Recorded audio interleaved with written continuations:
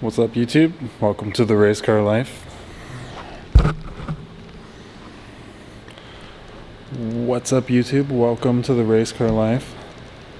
Back again briefly. I just want to talk about this Kia Sportage we have here. So this Kia Sportage, this particular Kia is a 2016 model year.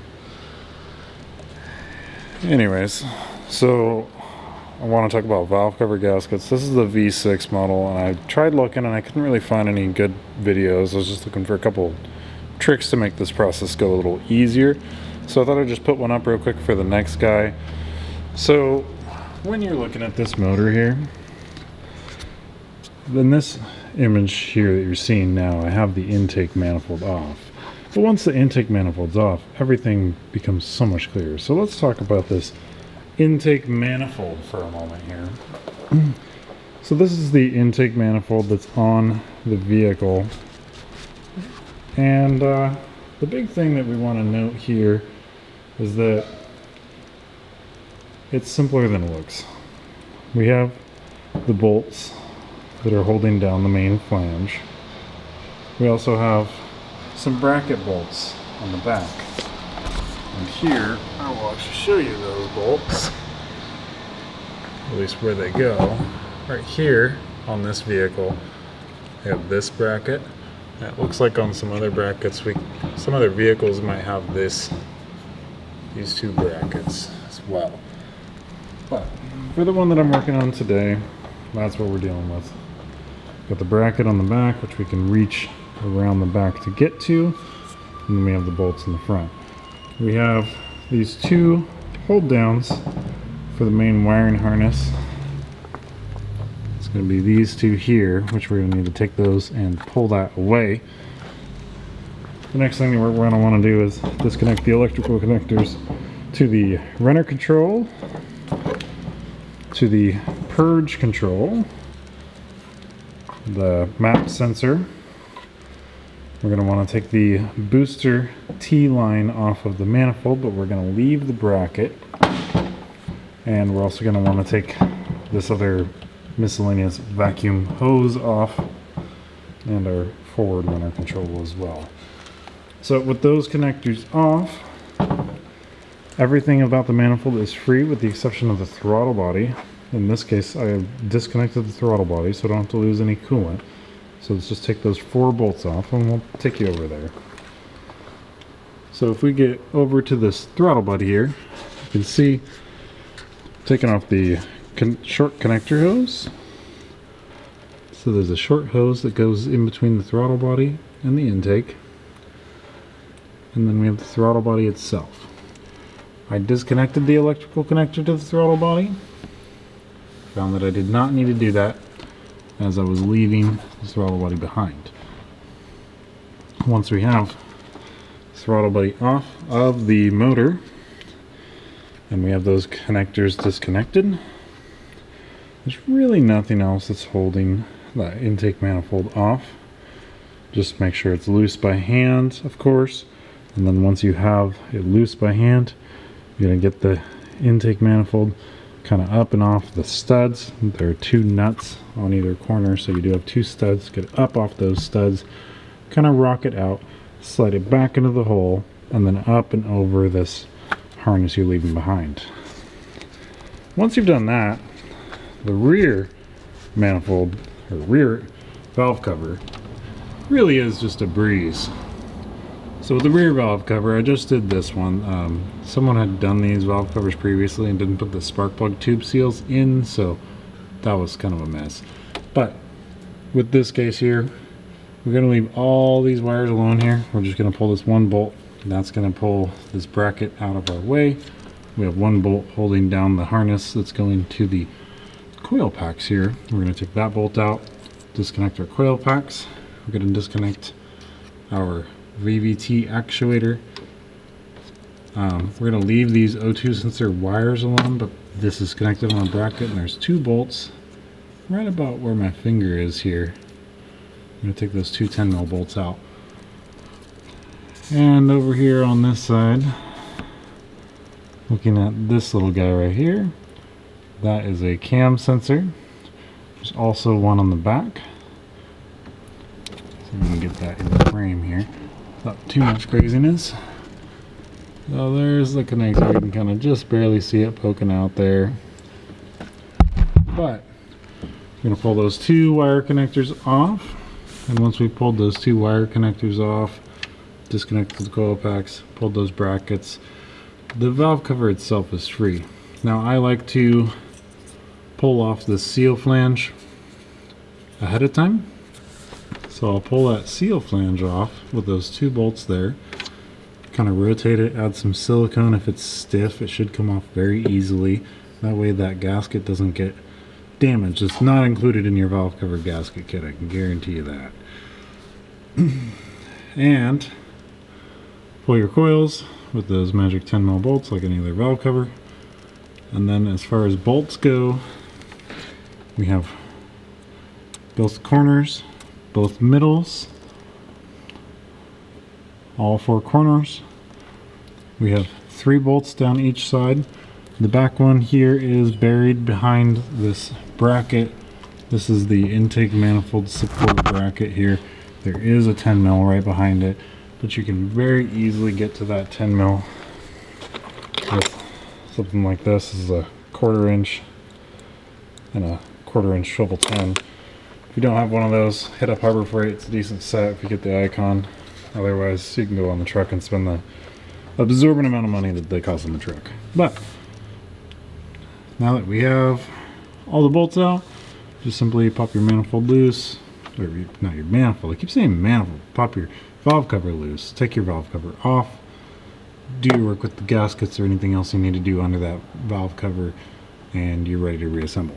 Now the front is a little bit different story. As you can see, we have the high pressure fuel pump standing in our way here. And we know we're going to open the fuel system. There's no way around opening the fuel system on this. It's just a matter of when we're going to do it. Okay.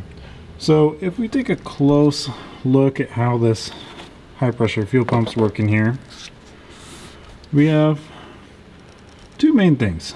We have our feed line in and our pressure line out. So our feed line in runs over, has one bracket hold down directly underneath this harness. That's holding it in place. And then it's going back behind the oil filter housing to its PTFE nylon connection terminal. So this is a flexible nylon assembly. And then we have one bracket. So what we can actually do is we can pull this bracket bolt. We can pull this bracket bolt directly underneath this electrical harness, and we can disconnect the rail.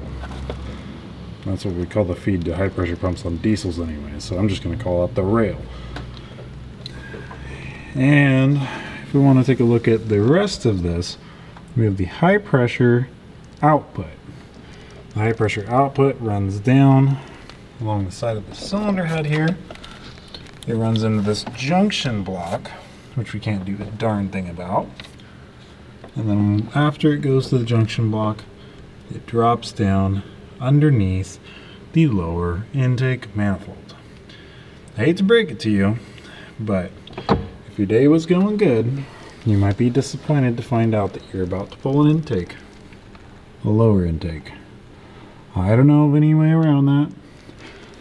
Only other one of these that I've gone this deep into was one I did timing on, and that was about a year ago now.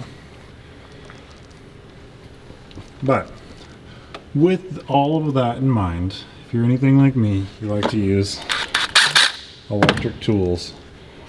So what I would say at this point would be your first step is to go through and buzz all your harness bracket bolts off. You've got one in the top corner, one in the bottom corner. Terrible light there, but there is a bracket bolt for a harness there. We have this bracket bolt. We have fuel line bracket bolt for our high pressure side. Pull your coil bolts. Get all your valve cover bolts that you can. Basically get all the bolts that you can with your electric ratchet while you can. And then pull your lower intake out of the way and then pop your fuel lines. We're going to need to just move this fuel line, disconnect it from here, and we're going to need to disconnect it from under the lower intake at each rail. And then we'll lift that whole rail, that whole feed line out of the way so it doesn't get damaged.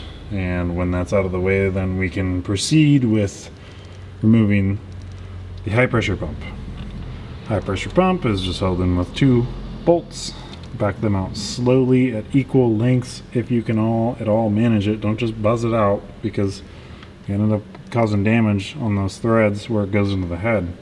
It's just aluminum, and we got to remember that. But so we got those 2 bolts, just like every other high pressure pump. It's a tap-it system, so it's got a bucket, cam follower. Just pull out the pump, pull out the cam follower if you want, so you can inspect it, make sure it's clean, cam's okay. And then from there you're ready to pop the valve cover, and then go through all that extra labor to put this lower intake down in.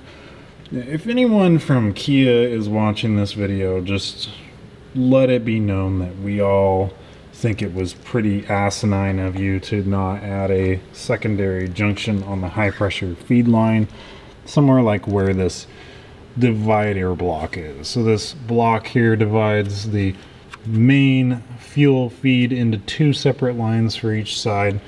That would have been a great place to put a service connection so that we can pull off a short pipe here, a short fuel feed pipe, and then not have to remove the lower intake manifold. That would actually save on your warranty expense too. But, you know, what are the odds that we'll get listened to? Anyways, I hope this can be helpful to anyone that might be trying to do this job, whether you're a DIY or an everyday tech. Try to keep this short and simple, but also detailed enough so you can understand. I'm not going to do a step-by-step, bolt by bolt.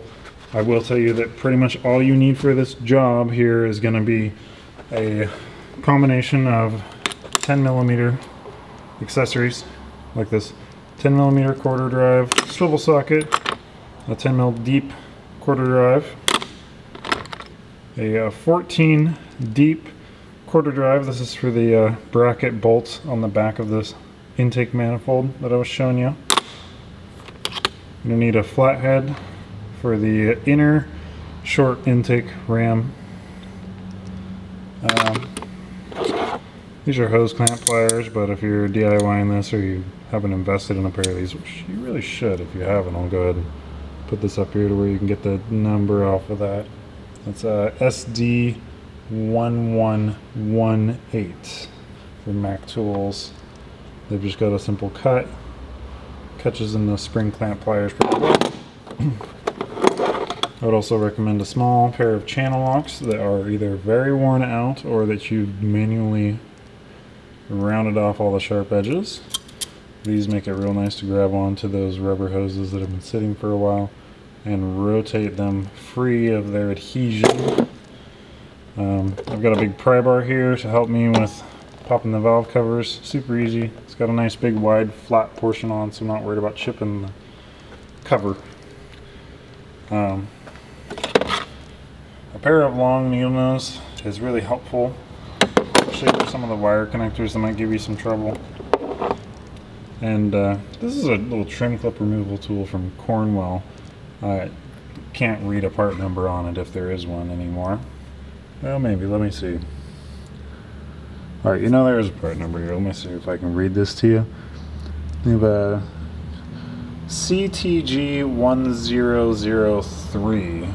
So that's Charlie Tango Golf dash 1003 from Cornwell. If you like those type of things, these are really good for popping off the safety clips on the back of wire connectors. These are also really good for if you've got a small hose. They make a couple different sizes of these, but you can take a small hose like this and pop it off the barb without putting any strain on the outer layer of the hose. Yeah, just a great little piece of kit to have around. I would also recommend that you have some sort of an angled hook or pick here, because this little hook or pick is going to completely save your day if you got a one wire connector that the clip latch doesn't want to release. So on these wire connectors on this vehicle here, I'm going to zoom in on this so you can see. So this particular wire connector is just a pull tab. So that means you're going to grab onto this section here, pull up, and once you have this off, see the whole wire connector moves. Okay. Now that's not how all the wire connectors are. Say for instance, the connectors on the coils. In the connectors in the coils, we have the black locking tab, and then we have a push tab. Now if you ever had a push tab connector that doesn't want to come off, you can actually come from the back side with this guy and pop the latch. It's really hard to get on video, but the latch is the part that actually clips. See if we go back over to this, that's the latch, is this part that actually clips on to this barb here, and that's on all of these type of connectors. So if you grab, for instance, a cam sensor, that's real accessible for this purpose. And I pop that off there. We have the barb that it goes on, and that barb interfaces with the latch of the connector, and you can use the pick to pull that off if you have to. So something handy to have around, not a necessity, but definitely a helpful. But mainly you're just going to need a 10 mil and a 14 mil. It's kind of the two main things. A good pair of pliers to deal with your hose spring clamps. And that about covers it. Obviously, when you're doing a job like this, you should change the oil and stuff afterwards. But certainly not a necessity. A lot more content is going to be coming up on the channel here soon. I'm looking to be focusing in on posting regularly, if not weekly, perhaps more frequent than a week. Maybe every other day, maybe every day. I don't know. Not exactly sure what direction this channel is going to take anymore. I've taken a break from this channel for a number of years now, as I've been opening a fairly successful automotive business. Opened in 2020, but I'll share more about that in a future video. In the meantime, good luck working on a Kia Sorento from 2016 if you're watching this video, or other comparable years. Again, this video pertains to the Kia V6, the direct injection non-turbo Kia V6 from the 2016 era. I don't know what the years start and stop. These cars aren't my bread and butter.